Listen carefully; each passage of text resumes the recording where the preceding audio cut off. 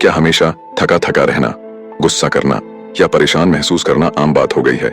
ये समरी ये साबित कर देगी कि टाइम मैनेजमेंट अब किसी काम का नहीं रहा और इससे आपको कुछ भी नहीं मिलेगा।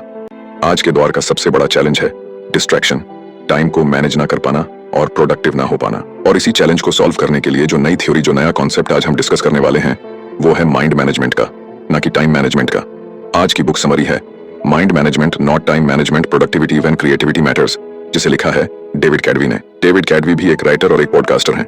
वो लोगों को अपने क्रिएटिव काम में प्रोडक्टिव बनने में मदद करते हैं। उनकी बुक्स की 1 मिलियन से ज्यादा कॉपीज बिक चुकी हैं। डेविड टेडएक्स, दी पोस्ट और ऑब्जर्वर में भी आ चुके हैं।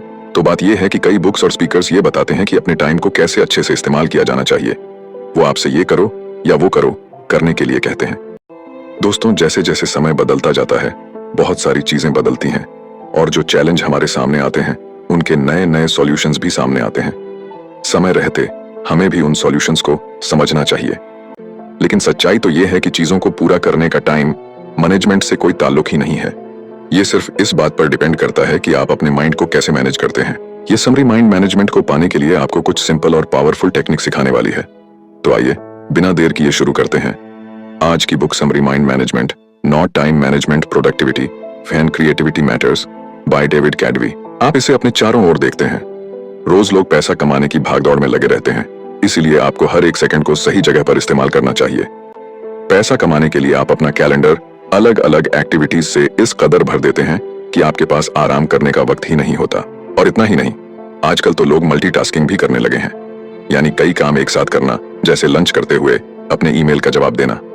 क्या ये वही हसल कल्चर यानी भागदौड़ वाला कल्चर है जिसका एक हिस्सा बनकर सभी गर्व महसूस करते हैं?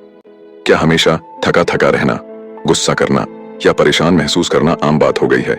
ये समरी ये साबित कर देगी कि टाइम मैनेजमेंट अब किसी काम का नहीं रहा और इससे आपको कुछ भी नहीं मिलेगा। आप ये सीखेंगे कि माइंड मैनेजमेंट सक्सेस पाने और कोई भी काम करने में कैसे आपकी मदद कर सकता है। आप ये भी सीखेंगे कि कुछ पाने के लिए आपको किसी भी तरह की जल्दबाजी करने की कोई जरूरत नहीं है। टाइम मैनेजमेंट नहीं, माइंड मैनेजमेंट अपने गोल्स को पाने का बेहतर तरीका है। तो आइए शुरू करते हैं इस पहले चैप्टर से, mind management not time management. इस बुक के ऑथर डेविड कैडवी खुद को एक राइटर नहीं मानते थे। उन्हें बचपन से ही लिखना कुछ खास पसंद नहीं था। लेकिन एक दिन उन्हें एक ऐसी बुक डील ऑफर की गई जिससे कोई बेवकूफ ही मना करता। इसीलिए डेविड ने अपनी लाइफ को इस तरह प्लान किया ताकि वो एक बुक लिख सकें। सबसे पहले उन्होंने इस बात का ध्यान रखा कि उनके पास बुक लिखने के लिए अच्छा खासा टाइम हो। उन्होंने अपने दोस्तों के साथ डिनर और दूसरे प्लान्स को कैंसिल कर दिया, पर इनकी जगह अपने राइटिंग सेशंस को रखने लगे। डेविड ने डेट्स पर जाना भी छोड़ दिया, यहाँ तक कि अपनी ग्रोसरी और खाना भी घर पर डिलीवर करवाने लगे। उन्होंने अपनी बुक लिखने पर फोकस करने के लिए जी जान लगा दी थी। एक राइटर के दिमाग में शब्दों का जैसे एक पिटारा सा होता है, पर वो शब्दों के साथ खेल जाते हैं। लेकिन डेविड के लिए ये सब इतना नेचुरल या आसान नहीं था। जब वो लिखने बैठते तो एक शब्द भी नहीं लिख पाते थे और न जाने कंप्यूटर के सामने बैठे बैठे यूं ही कितने घंटे निकल जाते। फिर उन्हें खुद पर प्रेशर महसूस होने लगा। डेविड को अगले कुछ हफ्तों में बुक का 25% काम खत्म करके पब्लिशर को दिखाना था। अगर वो ऐसा नहीं कर पाते तो डील कैंसिल हो सकती थी। डेविड अपनी फैमिली और दोस्तों को निराश नहीं करना चाहते थे। बड़बड़ाहट में उन्होंने कोस्टा रिका में एक रिट्रीट ज्वाइन करने का मन बनाया। वो ये बात अच्छे से जानते थे कि वहां जाकर भी वो कुछ नहीं लिख पाएंगे। क्या इसका मतलब ये है कि रिट्रीट ज्वाइन करने से उन्हें पछतावा हुआ था? बिल्कुल हुआ था। लेकिन डेविड ने सोचा कि जगह बदलने से शायद उन्हें राइटर्स ब्लॉक से बाहर निकलने में मदद मिलेगी। डेविड को रिट्रीट के लिए हाँ कहने के बाद पछतावा होने लगा और वो अपने घर से बाहर निकल गए। वो अपनी फ्रस्ट्रेशन को दूर करना चाहते थे। तब उनकी मुलाकात डिएगो से हुई। वो रोड के दूसरी तरफ थे जब उन्होंने डेविड को इस तरह बुलाया जैसे मानो वो दोनों दोस्त थे। डिएगो ने हाथ से इशारा करते हुए डेविड को बुलाया और उनसे स्पेनिश में बात करने लगे। डेविड एक बेवकूफ की तरह नहीं दिखना चाहते थे, इसलिए उन्होंने डिएगो की बात का जवाब दिया। उनसे बात करने पर डेविड को पता चला कि डिएगो ऐसे ही कुछ बात करना चाहता था। उन्हें बीच पर घूमना और बारिश का मौसम बेहद पसंद था। उनकी बातें ज्यादा लंबी तो नहीं चली, लेकिन डेविड को इसके बाद काफी अच्छा महसूस हो रहा था। जब डेविड घर लौटे तो दोबारा कंप्यूटर के सामने बैठ गए। अगले 1 घंटे में डेविड पहला चैप्टर लिखने में कामयाब रहे। इससे डेविड को समझ में आया कि ऐसा क्या हुआ था जिससे वो लिख पाने में कामयाब रहे थे। इसकी वजह लिखने के लिए समय निकालना नहीं था। टाइम मैनेजमेंट अब इफेक्टिव यानी कारगर नहीं रहा है।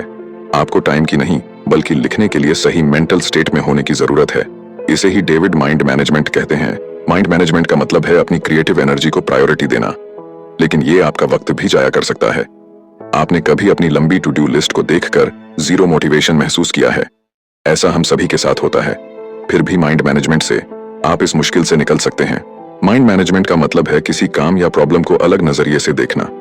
टाइम मैनेजमेंट में आप खुद से ये पूछते हैं कि अभी मैं क्या कर सकता हूँ। ज्यादातर समय इस सवाल की वजह से आप टाल मटोल करने लगते हैं। आप ये जानते हैं कि आपको कुछ करने के लिए आपके पास फोकस और मोटिवेशन नहीं होता है।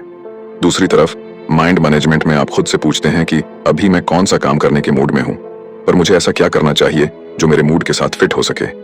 अपने काम को पूरा करने का सबसे अच्छा तरीका है कि आपका मेंटल स्टेट और वो काम दोनों एक दूसरे के साथ मैच करना चाहिए। इससे एनर्जी और वक्त जैसे रिसोर्सेज वेस्ट नहीं होते। नेक्स्ट चैप्टर है क्रिएटिव स्वीट स्पॉट। क्रिएटिव होना कोई ऐसी चीज नहीं है जो आसानी से आपके अंदर आ जाती है। ये कोई ग्रोसरी नहीं है जिसे आप खरीद कर ला सकते हैं। क्रिएटिविटी की प्रोसेस में वक्त लगता है। कोई कहानी सुनाने, गाना लिखने या फिर एक पेंटिंग बनाने के लिए आपका स्टेट ऑफ माइंड सही होना बहुत जरूरी है। डेविड क्रिएटिव मोड में घुसने के लिए दो तरह की थिंकिंग का इस्तेमाल करते हैं, जो है डाइवर्सन थिंकिंग और कन्वर्शन थिंकिंग। डाइवर्जेंट थिंकिंग तब होती है जब आपके थॉट्स यानी विचार बिखरे हुए होते हैं। इसमें आपका ध्यान कई चीजों पर होता है। जब आप इन अलग अलग थॉट्स को जोड़ देते हैं तो इसे कन्वर्जेंट थिंकिंग कहते हैं। तब राइटिंग का ही एग्जाम्पल ले लीजिए। आप कुछ कहना चाहते हैं, लेकिन उसे कहने के लिए आपके पास कई तरीके हैं। पहला, आप कहना क्या चाहते हैं? क्या आप इसे फॉर्मल तौर पर कहना चाहते हैं या फिर ऐसा कहना चाहते हैं जैसे आप एक दोस्त से बात कर रहे हो? क्या आप इसे कोई नाम नहीं देना चाहते या फिर आप सभी को यह बता देना चाहते हैं कि इसे आपने लिखा है? इसे डाइवर्जेंट थिंकिंग कहते हैं। कन्वर्शन थिंकिंग उसे कहते हैं जब आप अपने ऑप्शंस में से किसी एक को चुनते हैं। जैसे मान लीजिए कि आप अपने पहले प्यार के बारे में लिखना चाहते हैं। आप अपने रीडर्स के लिए अपनी राइटिंग के टोन को एक दोस्त की तरह पेश करना चाहते हैं। आप इसे कोई नाम नहीं देना चाहते क्योंकि आप खुद की पहचान सबके सामने नहीं लाना चाहते। इसीलिए अच्छे क्रिएटिव आइडियाज बनाने के लिए आपको डाइवर्सेंट और कन्वर्शन थिंकिंग दोनों की जरूरत होती है। अपने फाइनल प्रोडक्ट को ब्रिलियंट बनाने के लिए आपको सबसे बेहतरीन आइडियाज की जरूरत है, पर आप इन आइडियाज को कैसे ढूंढेंगे? अपने क्रिएटिव स्पॉट को पहचान कर। आपका क्रिएटिव स्पॉट उस वक्त और उस जगह के बारे में बताता है जिसमें आप अपना बेस्ट क्रिएटिव काम कर पाते हैं। क्रिएटिव काम ऐसी चीज नहीं है जिसे आप किसी गाइड बुक की मदद से कर सकते हैं, जिसमें कोई लॉजिक या कोई मैथमेटिकल फॉर्मूला काम नहीं आता। क्रिएटिव वर्क एक ऐसा अनोखा थॉट प्रोसेस है जिसे हम अक्सर इंसाइट कहते हैं। न्यूरो साइंटिस्ट के मुताबिक इंसाइट अचानक हुए एहसास या नजरिए में हुए बदलाव को कहते हैं। इंसाइट को एक यूरेका मूवमेंट भी मान सकते हैं, जो तब होता है जब कुछ मिलने से आपकी आंखों में खुशी के आंसू आ जाते हैं। क्या आपको कभी अचानक से कोई ब्रिलियंट प्लान आइडिया आया है? उसे ही यूरेका या फिर मिल गया ये मोमेंट कहते हैं। ये तब होता है जब अपने गाने के कुछ मिस शब्द आपको अचानक से मिल जाए या आप अपनी कहानी का एक परफेक्ट प्लॉट ढूंढ निकालते हैं। आप दोबारा कुछ पेंट करना चाहते हैं, लेकिन यह नहीं जानते कि क्या पेंट करें, तो इसके लिए अपने पसंदीदा कार्टून कैरेक्टर को पेंट करने के बारे में अचानक याद आना एक यूरेका मोमेंट होगा। जिनके खास वक्त के दौरान अपने क्रिएटिव स्पॉट को ढूंढना आसान हो सकता है। याद रखिएगा कि ये माइंड मैनेजमेंट के बारे में, टाइम मैनेजमेंट के बारे में नहीं। आपकी एनर्जी हर एक दिन या पूरे दिन एक जैसी नहीं रहती है। जैसे जॉब पर आपकी बहुत सी एनर्जी खर्च हो जाती है, ऐसे ही अपने दोस्तों के साथ सोशलाइज करना या अपनी पेंटिंग या नोबेल पर काम करने जैसे काम भी आपकी बहुत सारी एनर्जी ले लेते हैं। इसीलिए दिन का वो सही वक्त ढूंढ निकालिए जब आपके अंदर सबसे ज्यादा एनर्जी होती है। आपको अपने सिस्टम यानी अपने स्लीप साइकिल से भी तालमेल बनाकर रखना होगा। ये सिस्टम आपको दिन में जगे रहने में मदद करता है। इसे ऊपर जाती हुई एक लाइन की तरह सोचिए। जितना ज्यादा आप जागे रहेंगे उतने ज्यादा आप अलर्ट रहेंगे, लेकिन जागे रहने के साथ साथ अलर्ट रहने को आपका स्लीप डेट सिस्टम रोक देता है। दूसरे शब्दों में कहें, अगर आप एक रात अच्छे से नहीं सोएंगे तो आपका स्लीप डेट बहुत ज्यादा हो जाता है। अपने स्लीप डेट को नीचे जाती हुई एक लाइन की तरह सोचिए, क्योंकि ये आपके एनर्जी को कम करता है। आपके सिस्टम और स्लीप डेट दोनों की लाइन दोपहर के शुरुआती वक्त लगभग 2:30 बजे मिलती है। इसी वजह से आप इस वक्त सुस्त और थका हुआ महसूस करते हैं। अपनी बॉडी क्लॉक को समझने से आपको अपने काम पर आसानी से फोकस करने में मदद मिलती है। बहुत से लोग सुबह सुबह बहुत फोकस्ड होकर काम करते हैं। जैसे बेस्ट वायलिन प्लेयर अपने दिन की शुरुआती 2-4 घंटे मन लगाकर प्रैक्टिस करते हैं। मशहूर राइटर वर्जीनिया वुल्फ और साइकोलॉजिस्ट BFP ऐसा ही करते हैं। ऐसा इसलिए क्योंकि सुबह का वक्त वो समय होता है जब लोग पूरी तरह से जगे हुए और सबसे ज्यादा अलर्ट रहते हैं। अपने क्रिएटिव स्पॉट को हासिल करने के लिए डेविड ने एक और तरीका बताया है। इसे वो फर्स्ट आवर रूल कहते हैं, जो अपने काम को पूरा करने में उन्हें डिसिप्लिन रहने में मदद करता है। जब आप अपने दिन का सबसे पहला घंटा अपने प्रोजेक्ट पर लगाते हैं तो उसे फर्स्ट आवर रूल कहते हैं। और ये कोई ऐसा वैसा प्रोजेक्ट नहीं होना चाहिए, बल्कि आपका सबसे इंपॉर्टेंट प्रोजेक्ट होना चाहिए। ऐसा करने से आप उस प्रोजेक्ट को जल्दी पूरा कर पाएंगे। इसे सुनकर ऐसा लग रहा होगा ना कि क्या आप ऐसा सच में मुमकिन है? तो जवाब है जी हाँ, बिल्कुल मुमकिन है। अपने दिन की शुरुआत अपने सबसे इंपॉर्टेंट काम से कीजिए, यानी एक ऐसे काम से जो आपको करना ही है। ऐसा करने से इसे पूरा करने के लिए आपके आलसी होने के चांसेस काफी कम हो जाते हैं। ऐसा करना उस काम में आने वाली रुकावटों को भी रोकता है। इस इंपॉर्टेंट लर्निंग को लेने के बाद बढ़ते हैं नेक्स्ट चैप्टर की ओर, द 4 स्टेजेस ऑफ क्रिएटिविटी। जब आप असल में राइटिंग और पेंटिंग नहीं कर रहे हैं, तब भी आप राइटिंग और पेंटिंग कर सकते हैं। क्रिएटिविटी का प्रोसेस सिर्फ राइटिंग और पेंटिंग के बारे में नहीं है। इसे सोशल साइकोलॉजिस्ट ग्राम बोलर कंट्रोल के 4 स्टेज या क्रिएटिविटी के 4 स्टेज कहते हैं। पहला स्टेज है प्रिपरेशन, यानी कि तैयारी करना। यह तब होता है जब आप अपने प्रोजेक्ट के बारे में सब कुछ सोचते हैं। आपकी स्टोरी में कौन सी कैरेक्टर होंगे, आपका गाना कितना लंबा होगा, पेंटिंग बनाने के लिए आप किस चीज का इस्तेमाल करेंगे। ये ब्रेनस्टॉर्मिंग यानी दिमाग चलाने वाला स्टेज है। इसमें आपके पास अपने प्रोजेक्ट की इतनी इंफॉर्मेशन होती है कि आप एक चलते फिरते इंसाइक्लोपीडिया की तरह हो जाते हैं। डेविड ने भी अपनी बुक पर इसी तरह काम करना शुरू किया था। ऐसा भी वक्त हुआ जब वो अपने लिविंग रूम में बैठकर इंफॉर्मेशन के ऐसे सोर्सेस को खोलकर देखा करते थे। डेविड के चारों ओर बुक्स, न्यूज़पेपर और जर्नल्स बिखरे रहते थे। उनके पास एक व्हाइट बोर्ड भी था, जिस पर वो पॉसिबल टॉपिक्स और चैप्टर लिखते थे। डेविड ने जो रिसर्च की थी वो समय की बर्बादी नहीं थी, ये उन्हें क्रिएटिविटी के अगले स्टेज तक पहुंचने में मदद कर रही थी। दूसरा स्टेज इंक्यूबेशन है। ये ऐसा वक्त होता है जब आप अपने प्रोजेक्ट पर इतना एक्टिव होकर काम नहीं करते हैं। आप शायद किसी और चीज पर काम कर रहे होते हैं या फिर अपने दोस्तों और फैमिली के साथ वक्त बिता रहे होते हैं। हमें बीच बीच में ब्रेक लेने की जरूरत होती है। इसी काम को तुरंत पूरा करने के लिए खुद को मजबूर करना हमेशा काम नहीं करता है। ऐसा करने से आप फ्रस्ट्रेट होने लगेंगे और आपको गुस्सा आ जाएगा। ऐसा होने से आपको अपने क्रिएटिव स्पॉट को ढूंढने में और तीसरे स्टेज पर जाने में मुश्किल होगी। तीसरा स्टेज एलिमिनेशन है। ये यूरेका या आहा मूवमेंट है। तीसरे स्टेज को पूरी तरह नहीं समझाया जा सकता। ऐसा इसलिए क्योंकि ये अचानक से होने वाला और अनप्रेडिक्टेबल होता है। जैसा कि बताया गया है कि अगर आप जरूरी तैयारी नहीं करेंगे तो आप इस स्टेज तक नहीं पहुंच सकते। आपको पहले स्टेज पर बहुत सा वक्त देना होगा। आइए जानते हैं कि पहला स्टेज आपको तीसरे स्टेज पर पहुंचने में कैसे मदद करता है। इसके लिए हम दी बीटल्स के पॉल मैककर्टनी का एग्जाम्पल लेंगे। पॉल ने यस्टरडे नाम का वो यादगार गाना बड़े ही अनोखे तरीके से कंपोज किया था।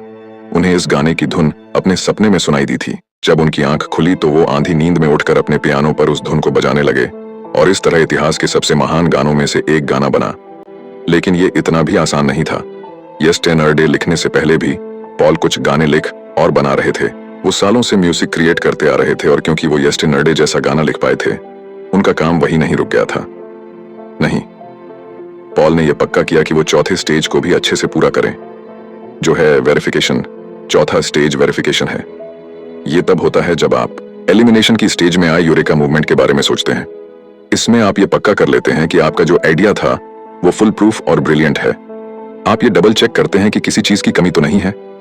पॉल को 100% विश्वास तो नहीं था कि उनका बनाया हुआ गाना ओरिजिनल था। उन्हें लगा कि हो सकता है कि यह भी एक ऐसी धुन थी जो उन्होंने पहले कभी सुनी थी। ऐसे वक्त ऐसे ENP या सॉफ्टवेयर नहीं हुआ करते थे जो ये बता सके कि कोई धुन ओरिजिनल है या नहीं। इसीलिए पॉल ने 1.5 साल इस बात को पक्का करने में ही लगा दिया कि वो धुन उनकी खुद की थी या नहीं। इसी दौरान उन्होंने अपने गाने को बदलने के लिए उसके लिरिक्स, ट्यून और अरेंजमेंट को सुधारने पर काफी काम किया। अगर आप क्रिएटिविटी के हर स्टेज में अपना वक्त नहीं लगाएंगे तो आप कभी कोई मास्टरपीस नहीं बना सकते। आपको इस पूरे प्रोसेसर के हर स्टेज से होकर गुजरना होगा। नेक्स्ट चैप्टर है दी 7 mental state of creative work. David का कोई स्ट्रिक्ट यानी रूल नहीं था, लेकिन उनके पास करने के लिए ऐसे काम और जाने के लिए ऐसी जगह थी जो उन्हें लिखने के सही मूड में लाने में मदद करते थे। अपनी छोटी सी नोटबुक में कुछ लिखने के लिए वो जॉन हैंकॉक सेंटर के 19 5th फ्लोर पर जाते थे। ये थॉट्स शुरुआत में बिखरे हुए से रहते हैं, लेकिन इन्हें लिखने के बाद डेविड को वो दूसरी चीजें भी दिखने लगती हैं जो उन्हें लगता था कि अपने बुक में शामिल करनी चाहिए। जॉन हैंकॉक सेंटर डेविड को उनके थॉट्स को अरेंज करने में मदद करता था। एब्सेंटो कॉफी नाम की एक कॉफी प्लेस थी जो डेविड को बहुत पसंद थी। वहां का मन लुभाने वाला खूबसूरत नजारा और कॉफी बीन्स की सुगंध उस जगह को राइटिंग के लिए एक आइडियल जगह बनाती है। डेविड की तरह आप भी अपने मेंटल स्टेट के मुताबिक अलग अलग तरीके के काम कर सकते हैं। आपका mental state in 7 mental status में से एक हो सकता है। पहला है प्रायोरिटाइज्ड मेंटल स्टेट। ये तब होता है जब आप एक प्लान बनाते हैं। आप ये फैसला लेते हैं कि आपको क्या करने की जरूरत है और आप उसे कैसे हासिल करेंगे। इसमें आप ये भी डिसाइड करते हैं कि क्या इंपॉर्टेंट है और क्या नहीं। यही तो डेविड जॉन हैंकॉक सेंटर में करते थे। दूसरा है एक्सप्लोर मेंटल स्टेट। ये रिसर्च करने के बारे में नहीं है, इसमें स्पेसिफिक सवालों के स्पेसिफिक जवाबों को देने की जरूरत नहीं होती। एक्सप्लोर मेंटल स्टेट में अपनी क्यूरियोसिटी को खोला छोड़ने और इसके लिए गिल्टी फील ना करने के बारे में कहा गया है। जैसे मान लीजिए कि आप कुछ पेंट करने का सोच रहे हैं।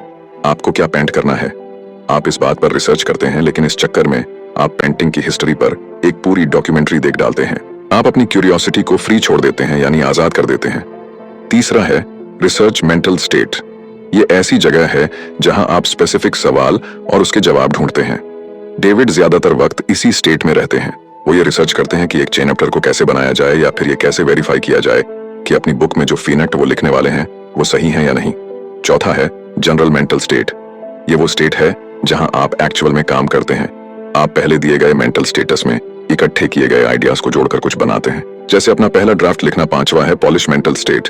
ये स्टेज उस काम को एडिट करने और तराशने का है जो आपने पिछली स्टेट में बनाया था। जैसे आप ये ध्यान देते हैं कि आपके सेंटेंस का कोई मतलब हो। पेंटिंग में आप ये चेक करते हैं कि कैनवास पर ऐसी कोई जगह ना छूट गई हो जहां आपने पेंट नहीं किया, या कोई ऐसा कलर तो नहीं है जिसे और ज्यादा डीप या हल्का करने की जरूरत है। छठा है एडमिनिस्ट्रेटिव मेंटल स्टेट। आप हमेशा अपने क्रिएटिव काम पर फोकस नहीं कर सकते। आपकी भी कुछ जिम्मेदारियां हैं जो आपको करनी होगी, जैसे अपने बिल्स भरना और अपनी फैमिली के साथ वक्त बिताना। यह मेंटल स्टेट इसलिए जरूरी है क्योंकि आपको अपनी लाइफ के दूसरे एरिया पर भी ध्यान देना होगा। आखिर में रिचार्ज मेंटल स्टेट होता है। इसमें आपको खुद को आराम देने और रिफ्रेश करने की जरूरत होती है। एक दिन छुट्टी लीजिए या वेकेशन पर जाइए जब डेविड अपनी बुक होती है। जब डेविड अपनी बुक को लेकर स्ट्रेस लेते हैं तो वो मसाज लेने चले जाते हैं। कभी कभी फनी वीडियो या मूवी देखना भी इसमें मदद कर सकता है। खुद को शांत करने और अपने माइंड को रिलैक्स करने के तरीके ढूंढे। क्रिएटिव साइकिल्स डेविड का बड़ा अजीब सा रूटीन था। रात को 12 बजे से सुबह 4 बजे तक वो सिर्फ अपनी बुक पर फोकस करते थे। सुबह 4 बजे वो लाइट ऑफ करते, अपना कंप्यूटर बंद करते और दोपहर तक सोते रहते। अगले दिन दोपहर में डेविड तैयार होते और कॉफी शॉप चले जाते। वो कैफे में तब तक काम करते जब तक उसके बंद होने का वक्त नहीं हो जाता था। इसी को डेविड क्रिएटिव साइकिल कहते हैं। ये एक ऐसा रिपीट होने वाला साइकिल है जिसमें अपने काम में आगे बढ़ने के साथ साथ आपको आराम करने का वक्त भी मिलता है। क्रिएटिव साइकिल में क्रिएटिविटी के 4 स्टेज होते हैं, जिसमें आप प्रिपेयर, इनकलबेट, एलिमिनेट, ऑनर, वेरीफाई करते हैं। क्रिएटिव साइकिल को टाइम पर बेस्ड होने की जरूरत नहीं है। ये हफ्तों और यहाँ तक कि कई अलग अलग मौसम पर बेस्ड हो सकता है। आइए क्रिएटिव साइकिल का एक एग्जाम्पल देखते हैं। बैट क्रिएटिविटी की पहले स्टेज प्रिपरेशन को रात में करना पसंद करती है। रात की शांति उन्हें फोकस करने में मदद करती है। वो क्रिएटिविटी के तीसरे स्टेज में पहुंचाती है जो है इल्यूमिनेशन। जब वो अपना ब्रेकफास्ट खाती है तो उन्हें एक आहा मूवमेंट मिलता है। उन्हें अपने गाने के सही अल्फाज मिल जाते हैं और वो तुरंत उन्हें अपने पास रखे टिश्यू पेपर पर लिख लेती है। पूरी दोपहर अपने गाने को सुधारने में लगा देती है। वो कुछ अल्फाजों को बेहतर अल्फाजों से बदल देती है और उस धुन को बजाने के लिए बेस्ट इंस्ट्रूमेंट्स को चुनती है। अपने माइंड को मैनेज करने के लिए बहुत से ऑप्शंस हैं। आपको सिर्फ वो ढूंढने की जरूरत है जो आपको सबसे ज्यादा सूट करता है। नेक्स्ट चेन एप्टर है क्रिएटिव सिस्टम्स। एक बार डेविड बड़ी मुश्किल में थे। उन्हें अपने पॉडकास्ट के लिए डॉक्टर रॉक के साथ इंटरव्यू करना था। डॉक्टर रॉक डेविड के लिए एक इंस्पिरेशन थे। उन्होंने यूर ब्रेन एट वर्क नाम की एक बुक लिखी थी, जिसकी मदद से डेविड ये समझ पाए थे कि क्रिएटिव वर्क में माइंड कैसे काम करता है। डेविड डॉक्टर रॉक को अपना आइडियल मानते थे, लेकिन जिस दिन डेविड को डॉक्टर रॉक से बात करनी थी, उन्हें कई मुश्किलों का सामना करना पड़ा। पहले जो अपार्टमेंट उन्होंने रेंट पर लिया हुआ था, वहां कंस्ट्रक्शन का काम चल रहा था। पूरे दिन वहां शोर रहता था। एक पॉडकास्ट को रिकॉर्ड करने के लिए इससे खराब हालत नहीं हो सकती थी। दूसरा, डेविड हाल ही में अपनी बुक लिखने के लिए पनामा सिटी में रहने आए थे, पर अपने नए मोहल्ले को इतने अच्छे से नहीं जानते थे, इसलिए उन्हें इस बात का कोई अंदाजा नहीं था कि इंटरव्यू के लिए उन्हें कोई अच्छी दूसरी जगह कहां मिल सकती थी। तीसरा, डेविड जानते थे कि इस इंटरव्यू का स्केड्यूल बदलना नामुमकिन होगा, क्योंकि डॉक्टर रॉक जैसे जाने माने लोग हमेशा बिजी रहते हैं। ये जिंदगी में एक बार मिलने वाला सुनहरे मौके जैसा था। ऐसा लग रहा था कि ये साफ है कि क्या होने वाला है। डेविड को पॉडकास्ट कैंसिल करना होगा। उस दिन कुछ भी ठीक नहीं हो रहा था, लेकिन डेविड का क्रिएटिव सिस्टम एक्टिवेट हुआ और उन्होंने डॉक्टर रॉक को एक ईमेल लिखा। न जाने कैसे लेकर अचानक से वो ना उम्मीद महसूस नहीं कर रहे थे। उन्होंने हर उस प्रॉब्लम का उपाय निकाल लिया था जो उनके सामने आ रही थी। आखिर में डेविड डॉक्टर रॉक के साथ रिकॉर्डिंग करने में कामयाब हो गए थे। क्रिएटिव सिस्टम में एक ऐसा रिपीटिंग प्रोसेसर है जो आपको अपने क्रिएटिव काम को करने में मदद करता है। यह आपको जानने में मदद करता है कि अपनी मेंटल एनर्जी को ध्यान में रखते हुए क्या स्टेप्स लेने चाहिए। क्रिएटिव सिस्टम को एक छाती की तरह सोचिए जो आपके क्रिएटिव साइकिल और क्रिएटिविटी के स्टेज को कवर देता है। ये बेसिकली पूरे क्रिएटिव प्रोसेसर की देखरेख करता है। क्रिएटिव सिस्टम को कम से कम क्रिएटिव डोज की जरूरत होती है। ये वो सबसे छोटी चीज है जो आप अपने क्रिएटिव काम को आगे बढ़ाने के लिए कर सकते हैं। मान लीजिए कि आप एक राइटर हैं, आपका मिनिमम क्रिएटिव डोज है अपनी बुक का एक पैराग्राफ लिखना। मिनिमम क्रिएटिव डोज आपको अपनी दूसरी प्रायोरिटीज पर ध्यान देने में मदद करता है। क्रिएटिव काम के लिए ओपन लूप भी अच्छी चीज है। आइए एक एग्जाम्पल से समझते हैं। जब आप अपनी बिल्ली को खाना देते हैं तो आप ध्यान देते हैं कि उसका खाना खत्म होने वाला है। आप सुपरमार्केट से बिल्ली का खाना लेने के लिए एक मेंटल नोट बना लेते हैं। ये एक ओपन लूप इसलिए है क्योंकि कैट फूड खरीदना है आपके दिमाग में लगातार चलता रहता है, तब भी जब आप दूसरा काम कर रहे होते हैं। ओपन लूप आपके माइंड में जगह गिरे रहता है। ये मेंटल स्पेस, ये जगह तभी खाली हो सकती है जब आप उस काम को पूरा कर लेते हैं, यानी कैट फूड खरीद लेते हैं। एक नेगेटिव चीज जैसा लग रहा है ना, लेकिन ओपन लूप आपकी क्रिएटिविटी के लिए फायदेमंद होते हैं या आपके प्रोजेक्ट को आगे बढ़ाने में मदद करते हैं। आइए उस एग्जाम्पल पर वापस चलते हैं जहां आप एक राइटर थे और अपनी बुक के लिए एक पैराग्राफ लिख रहे थे कि आपके दिमाग में एक कूपन लूप बनाता है जिसे आप अगले दिन और आगे आने वाले दिनों में वापस देख सकते हैं। इस तरह अगर आप अपना पूरा दिन राइटिंग में नहीं भी लगा पाते हैं तो भी आपको गिल्टी महसूस नहीं होगा। जब तक आप प्रोग्रेस कर रहे हैं आप आगे बढ़ते रहेंगे और अपना मोमेंटम नहीं खोएंगे। क्रिएटिव सिस्टम की सबसे अच्छी बात यह है कि आप बहुत सारे ओपन लूप रख सकते हैं। एक लूप आपकी स्टोरी के प्लॉट से जुड़ सकता है जबकि दूसरा स्टोरी के कैरेक्टर के बैकग्राउंड से। क्रिएटिव सिस्टम आपको बहाने बनाने से भी रोकता है। आप ये भी नहीं कह सकते कि आपके पास टाइम नहीं है, क्योंकि मिनिमम क्रिएटिव डोज के लिए कुछ ही मिनट चाहिए होते हैं। और अब वो मोड जिसे हम कहते हैं कंक्लूशन, यानी अभी तक हमने जितने भी चैप्टर पढ़े और सुने उनकी की लर्निंग्स को हम यहाँ पर रिपीट करेंगे। सबसे पहले आपने सीखा कि माइंड मैनेजमेंट क्या होता है। इसका मतलब है अपने काम को करने के लिए सही मेंटल स्टेट बनाना। यह खुद से यह पूछना है कि मैं कौन सा काम करने के मूड में हूँ, पर मैं ऐसा क्या कर सकता हूँ जो उस मूड में फिट हो सके। दूसरा, आपने सीखा कि अपने क्रिएटिव स्वीट स्पॉट को ढूंढकर आप माइंड मैनेजमेंट हासिल कर सकते हैं। डेवोजेंट ऑनर कन्वर्शन थिंकिंग अप्लाई करने से आप ऐसा कर पाएंगे। दोनों तरीकों से आप यूरेका मूवमेंट बना सकते हैं जो आपके क्रिएटिव काम में अचानक एक कामयाबी की तरह होता है। अगर आपको ये वीडियो पसंद आए तो सुपर थैंक्स का उपयोग करके मुझे समर्थन दें और नए वीडियो के लिए उत्साहित करें। धन्यवाद। अपने क्रिएटिव स्वीट स्पॉट को ढूंढने के लिए आपको अपने सबसे प्रोडक्टिव टाइम को पहचानना होगा। ज्यादातर लोग सुबह काम करना पसंद करते हैं क्योंकि उस वक्त के दौरान डिस्ट्रैक्शन कम होते हैं। तीसरा, अपनी क्रिएटिविटी के 4 स्टेज के बारे में जाना। आपको कुछ कमाल बनाने के लिए इन सभी स्टेजेस से गुजरना होगा। ये स्टेज प्रिपरेशन, इंक्यूबेशन, इल्यूमिनेशन और वेरिफिकेशन है। चौथा, अपने क्रिएटिव काम के साथ मेंटल स्टेटस के बारे में जाना। ये स्टेट आपको क्रिएटिविटी के 4 स्टेज को पूरा करने में मदद करते हैं। ये 7 मेंटल स्टेट है: priorities, explore, research, generate, polish, administrate और रिचार्ज। पांचवा, आपने क्रिएटिव साइकिल के बारे में जाना। ये क्रिएटिव काम करने और आराम करने के लिए टाइम निकालने का रिपीटिंग साइकिल है। क्रिएटिव साइकिल ये डिसाइड करता है कि कौन सा टाइम फ्रेम आपके लिए काम करता है, भले ही वो हफ्ता, महीना या कोई सीजन ही क्यों ना हो। छठा, अपने क्रिएटिव सिस्टम के बारे में जानना। ये क्रिएटिविटी के 4 स्टेज और क्रिएटिव साइकिल की देखरेख करता है।